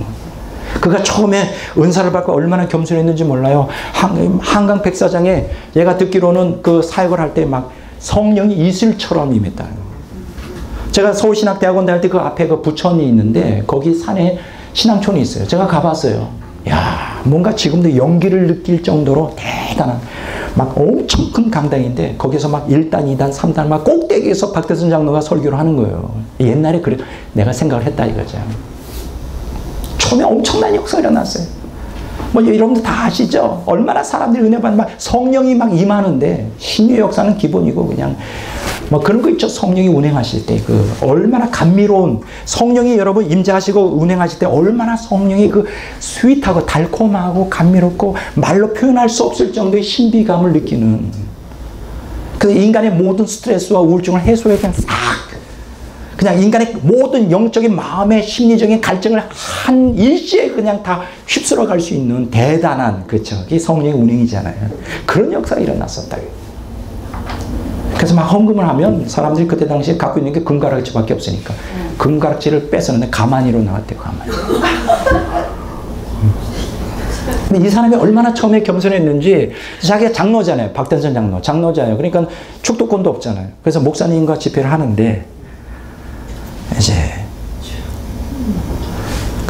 먼저 박대선 장로가 먼저 추운 겨울인데 집회를 하고 왔는데 들어가시라고 목사님이 그 다음에 이어서 하는데 목사님이 집회를 하고 왔더니 박대선 장로가 집 밖에 서 있더라는 거예요. 추운 겨울날. 깜짝 놀랐어요. 목사님. 아니 장로님 웬일이시냐고 그랬더니 이런 얘기를 하더라고요. 박대선 장로는. 하나님의 종인 기름 부음 받은 종인 목사님이 방에 안 들어갔는데 어떻게 감히 자기가 들어갈 수 있겠냐. 대단하죠. 대단히 겸손한 마음이죠. 처음엔 그랬다고요.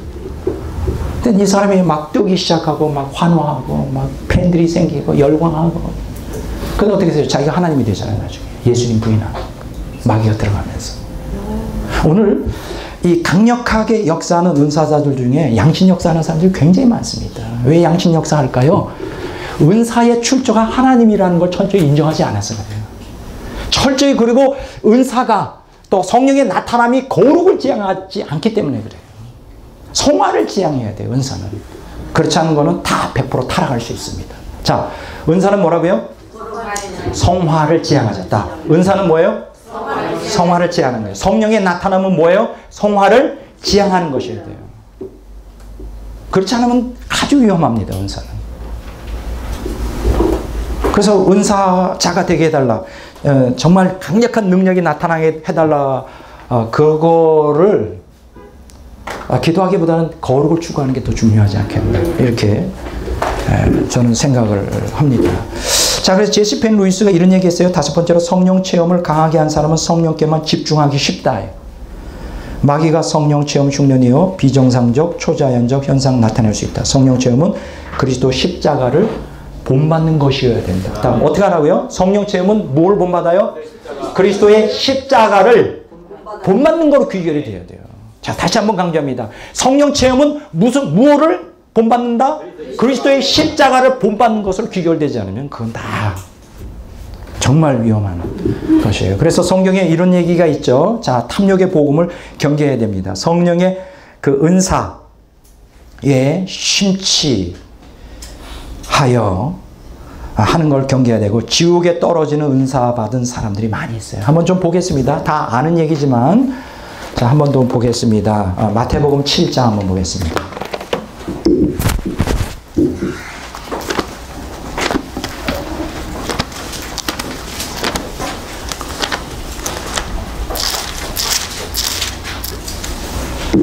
자, 마태복음 7장 21절에서 23절 보겠습니다. 다 같이 읽겠습니다. 나더러 주여 주여 하는 자마다 다 천국에 들어갈 것이 아니요 다만 하늘에 계신 내 아버지의 뜻대로 행하는 자라야 들어가리라.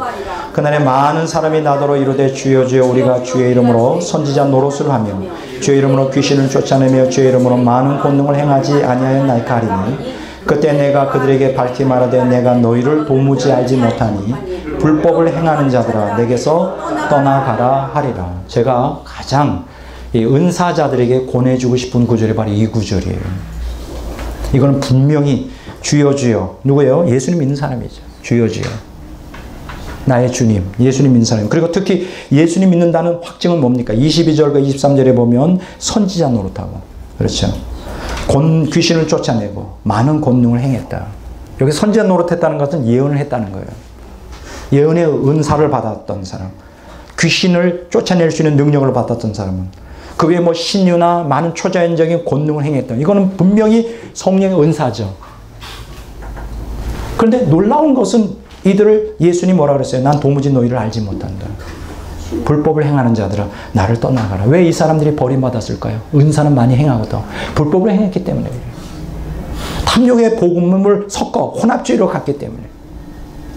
은사는 왜 주어졌는가? 그 목적의식이 없었기 때문에 자기 욕망을 위하여 살다가 그 은사를 갖다가 자기 욕망을 채우는데 활용하다가 다 지옥 가는 거죠.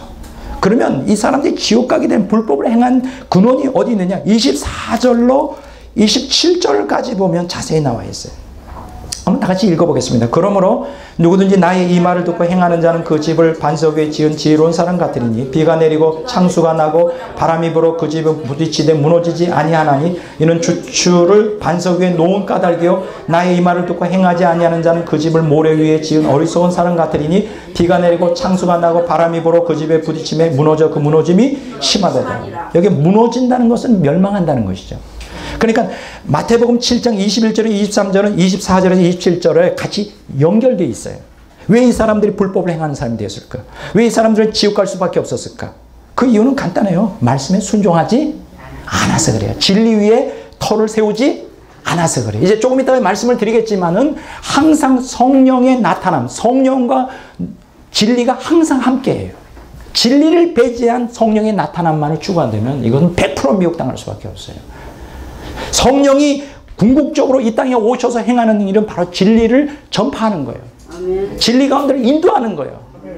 진리를 통하여 거룩에 참여하는 생명, 하나님의 생명, 신의 성품, 하나님의 형상을 회복하는 백성 되는 게 성령이 이 땅에 오신 궁극적인 목적이에요. 그냥 체험, 나의 욕구를 채우기 위한 체험에 몰입하는 사람들은 100% 양심 역사와 더불어 나중에 타락해서 지옥 갈 수밖에 없다. 이게 마태복음 7장 21절에서 23절에 우리에게 주시는 아주 엄중한 경고예요. 은사를 체험하고도 지옥 갈 수 있어요. 오히려 은사를 깊이 체험할수록 지옥 갈 수 있는 확률이 더 커요. 무섭죠. 여러분들이 은사가 나타난다 해서 자만하거나 좋아할 일이 아니에요. 더 두려워해요. 더 강력한 은사가 나타날수록 성령이 나타남이 더 강력해질수록 더 타락할 수 있는 확률이 많기 때문에 우리의 본질은 이 타락한 부패한 이 성향은 정말 무서워요. 여러분들이 경계해야 될 것은 여러분들의 타락한 본성을 경계해야 돼요. 무서운 거예요. 목회자들 다 원하잖아요. 강력한 성령의 나타남이 나와서 막 교회가 꽉꽉 차고 막 빌딩 세워지고 지금 대교회가 목회가 잘 되고 또 그 부럽잖아요, 솔직히. 제가 감리교 목사로서 감리교했을 때 이렇게 지방에 한 달에 한 번 하잖아요. 그 뭐 한 지방에다 뭐 20교회, 30교회가 된단 말이에요. 그 뭐냐면 개척교회 목사들은 기가 죽을 수밖에 없어. 내세울 게 없어. 큰 교회 목사들 큰 교회 1000명, 2000명 모이는 데는 재정이 얼마다 교인들이 얼마고 교회가 요번에 건축을 했는데 얼마나 그런 얘기 자꾸 하거든요. 그 우리는 할 말이 없어. 가만히. 지금도 똑같은 상황일 거예요. 교육자 회의 가면 큰 교회 목사들이 주도하죠. 하나님이 복을 주셔가지고 아주 크게 할 말이 없어요. 나는 할 말이 없어. 그러니까 우리 안에는 이런 게 있어요. 목회자들마다 개척교회 하는 분마다 한번 좀 나도 한번 멋지게 한번 해보고 싶다. 근데 조심하세요. 여러분들, 난 여러분들에게 권해드립니다. 목회 성공하고 하고 싶죠. 또 성공해야 돼요. 그러나 목회의 성공의 목적을 이 성령의 강력한 은혜와 능력이 나타나서 막 교인들이 많이 모이고 거기에 목적을 두지 마세요. 여러분들이 목회를 초점을 어디 두느냐? 거룩, 생명, 신의 성품에 참여하는 성도들 그렇게 하고 본인도 그렇게 참여하는 거기에 일단 목회의 목적을 두세요. 그렇지 않으면 아까 말한 대로 마태복음 7장 24절에서 27절에 있는 말씀처럼 모래 위에 지은 집이 될 거예요. 아무것도 남는 게 없을 겁니다. 아무것도 남지 않아요. 조영기 목사님에게서 또 죄송합니다. 조영기 목사님이 정말 위대한 사역했죠. 근데 내가 볼 때는 아무것도 안 남아요. 하나님 앞에 뭘 가지고 갈 건데? 5천억이나 되는 그 수많은 돈을 어떻게 했는데? 뭘 가지고 해요? 그가 행한 놀라운 은사사역 그거 가지고 하나님 앞에 쓸 거예요? 아니에요. 뭐만 가지고 갈까? 그를 통하여 그를 사용한 하나님의 능력과 권세 그걸 가지고 갑니까? 뭘 가지고 갈까요? 하나님 앞에 쓸 때 정말 열매, 거룩의 열매가 있거든요. 너 자신이 십자가 못 받고 주님이 너의 삶의 전부였네. 그거 가지고 심판을 받게 될 거예요. 근데 지금 퇴진하라고 계속 하거든요. 근데 조영기 목사님 뭐라 그러는지 알아요? 성령께서 하나님께서 직접 그만두라고 하기 전에는 저는 안 되겠다. 그만두셔야죠. 지금 은퇴했는데. 죄송합니다. 제가 뭐라고 말할 수 있는 게 아니에요. 그냥 높이 올라갈수록 내려가는 게 어려워요. 그래서 저는 좋아요. 낮은 데에 있는 게 좋아요.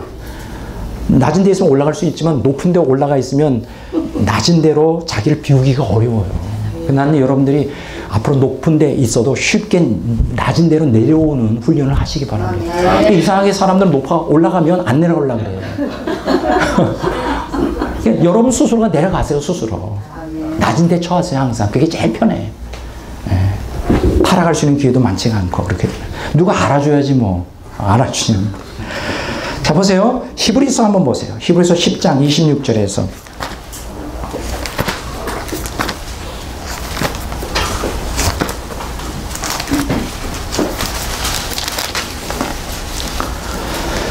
자 히브리서 10장 26절에서 31절까지 다 같이 읽겠습니다. 우리가 진리를 아는 지식을 받은 후 짐짓 죄를 범한 적 다시 속죄하는 제사가 없고 오직 무서운 마음으로 심판을 기다리는 것과 대적하는 자를 태울 맹렬한 불만 있으리라. 모세의 법을 폐한 자도 두세 증인으로 말미암아 불쌍히 여김을 받지 못하고 죽었거든. 하물며 하나님의 아들을 짓밟고 자기를 거룩하게 한 언약의 피를 부정한 것을 여기고 은혜의 성령을 욕되게 하는 자가 당연히 받을 형벌을 얼마나 무겁겠느냐. 너희는 생각하라. 원수 갚는 것이 내게 있으니 내가 갚으리라 하시고 또다시 주께서 그의 백성을 심판하리라 말씀하신 것을 우리가 아노니 살아계신 하나님의 손에 빠져들어가는 것이 무서울진저. 물론 이 히브리서 10장 28절에서 26절에서 31절까지는 히브리서의 어떤 역사적인 배경을 이해하는 게 중요하죠. 유대교인이었다가 유대인으로서 유대교인이었다가 그리스도의 복음을 받아들였던 사람들이 다시 이제 핍박을 가운데 다시 유대교로 넘어가려는 사람들에게 한 경고예요. 근데 이제 그럼에도 불구하고 이 구조는 또 우리에게도 적용이 됩니다. 우리가 하나님의 아들을 짓밟고 거룩하게 한 언약의 피를 부정한 것을 얘기해요. 은혜의 성령을 욕되게 하는 것. 여러분 은혜의 성령을 욕되게 하는 게 뭘까요? 거룩하게 한 언약의 피를 부정하는 거예요. 여러분 언약의 피, 예수 그리스도의 피는 우리를 무엇으로 인도하죠? 거룩으로 인도해요. 은혜의 성령은 결국 우리를 어디로 인도하죠? 거룩으로 인도해요. 근데 그 거룩으로 인도하는 은혜의 성령을 우리의 탐욕을 채우기 위한 수단으로 전락한다? 이거는 정말 심판받을 일이에요. 조심하십시오. 여러분들에게 어떤 은사가 있든 어떤 은사가 하나님 성령의 나타남이 있든 그거는 온전히 100% 하나님의 것이고 하나님의 영광을 위하여 여러분들에게 잠시 임대한 거예요. 임대해 빌려준 거예요. 그걸 여러분의 것이라고 착각하지 마세요. 여러분의 것은 어떤 걸까요? 바로 거룩하게 변한 신의 성품에 참여한 그것만 여러분의 것으로 영원히 남습니다. 그러니까 어떤 은사자들은 대부분 보면 영적으로 굉장히 성장이 안 된 상태예요. 그러니까 영적으로 성장이 안 된 걸 보여주는 증표가 뭐냐? 막 은사의 역사는 나타나는데 욕지거리를 같이 해요. 여러분 욕지거리. 성경에는 욕을 하지 말라 그랬어요. 조금이라도 이 더러운 말은 입 밖에 내지 말라 그랬어요. 근데 은사자들이 대부분 보면 인격이 안 돼 있어. 막 능력을 행하고 막 욕을 해. 옛날엔 더 심했죠. 부흥사들 욕했잖아요. 부흥사들이 막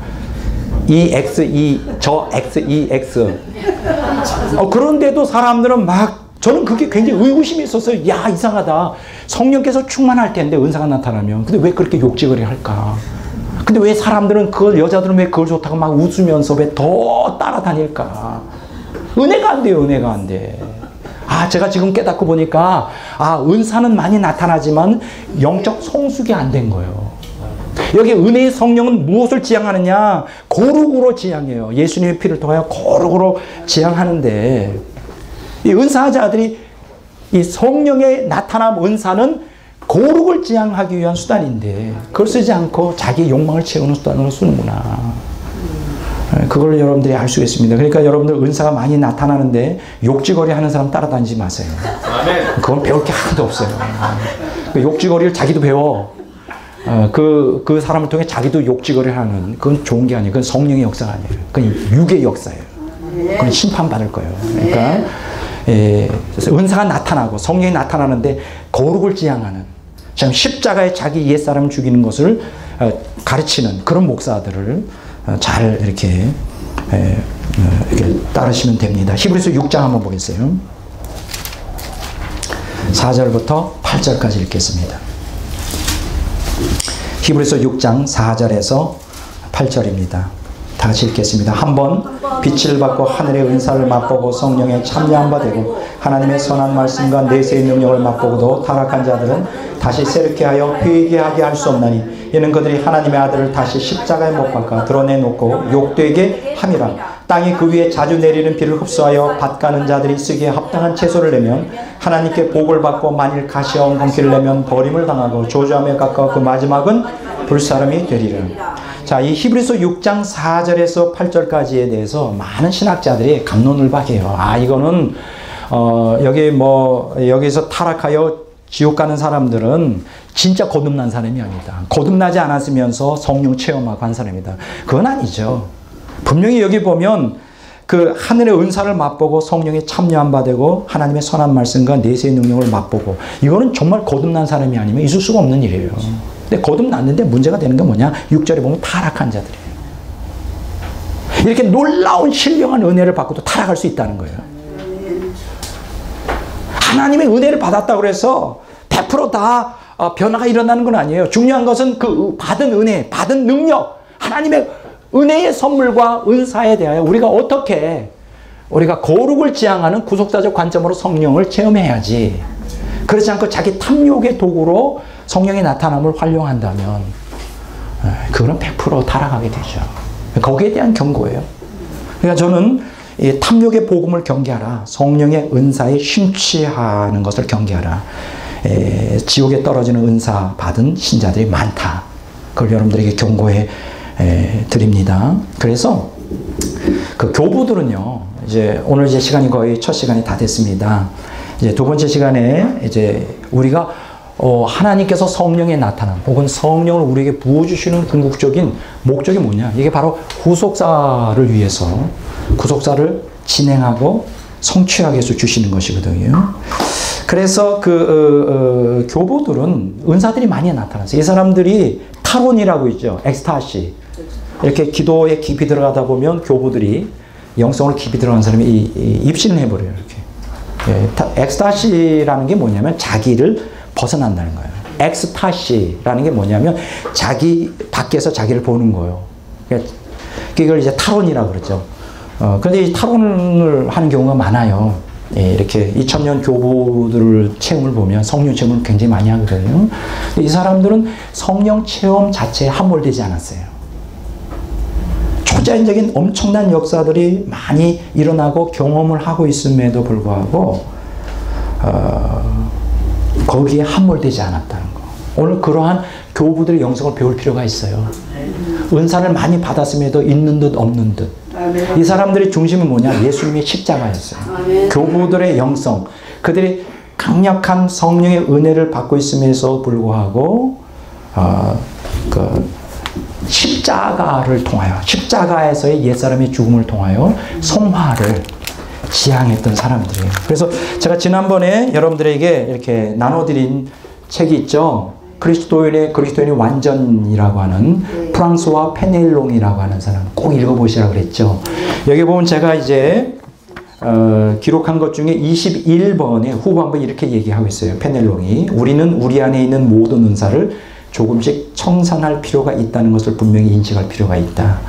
아무리 고귀한 은사라 할지라도 일단 우리의 영적 진보를 위해 도구로 사용된 다음에는 우리에게 덫이 되어, 잘 들으세요, 덫이 되어 자기 애를 싹트게 하여 우리 영혼을 망칠 수 있다. 이거 굉장히 중요한 얘기예요. 하나님 은사를 부어주셔요. 성령이 나타난 은혜를 부어줘요. 왜 부어줄까?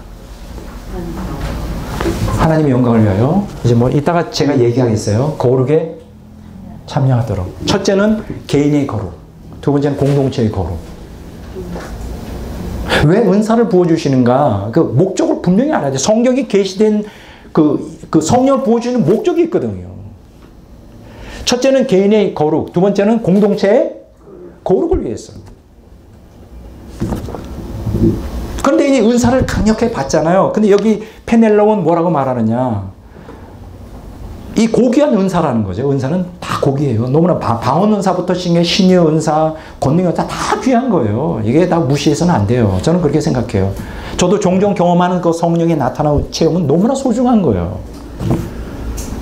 근데 이것은 다 무엇을 위해 쓸 것이냐? 이 고귀한 은사들은 영적 진보를 위한 도구예요. 영적 진보를 위하여 회개하고 십자가 지고 말씀에 순종하는데 내 힘으로 안 되잖아요. 성령의 능력을 힘입어서 주님 앞에 나아가는데 쓴 다음에 그것들을 하나하나 집착해서 지워버릴 필요가 있다는 거예요. 청산할 필요가 있다는 거예요. 왜냐하면 그 은사를 계속 나타나면 사람이 거기에 맛들이잖아요. 이 은사의 맛, 성령이 나타난 그 맛이 엄청 황홀하거든요. 세상에 줄 수 없는 것이거든요. 근데 그 맛들여가지고 그 맛만을 쫓아가다 보면 오직 그게 덫이 될 수 있어요. 하나님에게 초점을 맞춰야 되는 은사에 초점 맞춰주면 하나님은 없어져 버려요. 은사는 하나님의 영광을 위한 거룩을 지향하기 위한 도구일 뿐이지 하나님 자신은 아니잖아요. 근데 이 은사에 맞들여 버리면 그게 오히려 덫이 되고 하나님께 나아가는데 방해가 될 수 있어요. 그 은사 자체가 우상 숭배한단 말이죠. 오늘날 그런 사람들이 얼마나 많은지. 은사가 우상이 되는 거예요. 그걸 청산해요. 정말 영적으로 깊이 성숙한 사람들은 은사 자체를 몰입하지 않습니다. 오직 예수님의 십자가. 오직 예수님의 십자가에서의 자기의 옛사람의 죽음만을 대단한 것이죠. 대단한 거예요. 그렇게 해야 돼요. 그렇게 된다면 신사도 운동이니 빈야도 운동이 뭐가 문제가 되겠어요. 그렇게 안 하니까 문제가 되는 거죠. 그 은사는 하나님의 은사로 머물지 않고 그 영혼 안에 거하시는 하나님의 자신의 영광을 드러낸다. 그러니까 우리가 은사에 집착하지 않고 영적 진보를 위해 쓰고 그 덫에 걸리지 않고 은사를 단순히 하나님의 성령이 나타난 은혜를 단순히 무엇을 위한? 거룩을 추구하는 하나님의 생명을 담는 신의 성품을 하나님의 형상을 회복하는 도구로만 쓴다면 그 은사는 그냥 하나님의 은사로 그냥 머물러 있지 않고 그것이 나의 것이 된다는 거예요. 내 영을 거룩하게 하는 도구로 쓰이고 하나님 자신의 영광을 온전히 드러내는 훌륭한 고귀한 은사가 된다는 거예요. 나는 여기 100% 동의합니다. 100% 동의해요. 오늘 그래서 오늘 이 첫 시간에 그래서 이제 오늘 다 하지는 못했지만 이제 방종주의의 복음을 경계하라. 이거는 관념론적 성령론, 은사 자체, 성령의 나타남을 부인하고 그저 교리나 성례전이나 혹은 말씀이나 뭐 이런 것에서만 어떤 간접적으로 성령의 은혜를 추구하는 사람들은 다 관념론적 성령론에 빠지기가 쉬워요. 그 반대로 어떤 그 신학이나 혹은 성례전이나 혹은 말씀을 다 무시하고 진리를 다 무시하고 성령 체험, 성령의 나타남, 성령의 은혜, 성령의 은사만을 몰입하고 특히 거기다 더 중요한 것은 탐욕의 복음, 혼합주의로 가는 사람들은 이거는 또 아주 열광주의로 빠질 수가 있어요. 다른 말로 말하면 관념론적 성령론은 형식주의에 빠질 수 있고 또 체험론적 성령론은 열광주의로 빠질 수 있어요. 여기에 대해서 얘기한 사람이 누구냐? 요한 웨슬리의 사랑의 신학이라는 책에서 나와요. 하나님께서는 우리에게 은혜의 수단들을 주셨다는 거예요. 이거 굉장히 중요한 단어입니다. 은혜의 수단. The means of grace. 자, 한번 따라서 합시다. 은혜의 수단들. 은혜의 수단들. 다시 한번. 은혜의 수단들. 자, 은혜의 수단들이라는 게 은혜를 받기 위한, 어떤 성령을 체험하기 위한 하나의 도구들이죠. 그게 뭐 성례전일 수도 있어요. 여러분 성찬 임할 때 성령의 임재를 느끼잖아요. 또 그게 신학을 통하여 삼위일체론적으로 공부할 때도 은혜가 임할 수 있고요. 그 다음에 말씀을 우리가 읽을 때, 말씀을 선포할 때 은혜가 임할 수 있어요. 또 심지어는 은혜의 수단들은 우리가 그게 기도나 금식할 때도 성령이 임하죠. 신유의 역사, 뭐 방언의 역사, 뭐 예언, 뭐 금리빨, 금가루 뭐 다 은혜의 수단이 될 수 있어요. 그러나 그것 자체에 몰입하면 안 된다는 거예요. 은혜의 수단들을 가지고 예수님을 상실할 때 두 가지 현상이 나타나요. 껍데기만 가지고 은혜의 수단들을 활용할 때 이거는 형식주의에 빠지고 포멀리즘. 또 하나 이걸 막 은혜의 수단에 몰입하여 가지고 기도와 금식, 막 성령의 은사나 나타남 뭐 이런 걸 하면 인두지에즘, 열광주의에 빠질 수 있어요. 둘 다 경계해야 돼요. 따라서 합시다. 형식주의. 형식주의. 성령의 질적인 체험을 부인하는 사람 다 형식주의에 빠져요. 막 말씀 중심 말씀하지만 성령의 역사가 없어요. 또 그 반대로 막 하나님 말씀을 도외시하고 체험 해가지고 막 열광주의, 신비주의, 광신주의로 빠져요. 둘 다 경계해야 된다는 거예요. 은혜의 수단은 그냥 은혜의 수단일 뿐이에요. 우리의 초점은 십자가, 예수 그리스도, 진리 위에 서야 돼요. 그래서 두 가지를 조심해야 됩니다. 다시 한번 따라서 합니다. 형식주의. 열광주의. 그래서 항상 우리가 조심해야 돼요. 이 형식주의는 뭐로 결국 인도하냐? 방종의 복음으로 인도합니다. 그래서 방종, 마음대로 살게 해요. 형식에 빠져서 방종. 요거에 대해서는 제가 다음 주에 아마 오늘 여러분들에게 나눠드린 그 자료가 이 방종의 복음을 경계하라는 내용이 주제가 될 거예요. 요건 다음 주에 하겠습니다. 그럼 오늘 제가 6번째 권능주의적 성령 이해, 성령의 운동, 은사운동, 오순절운동, 빈야도 신사도 운동에서 우리가 경계해야 될 것은 탐욕의 복음을 경계하라. 자, 두 가지입니다. 따라서 합시다. 방종의 복음을 경계하라. 두 번째, 탐욕의 복음을 경계하라.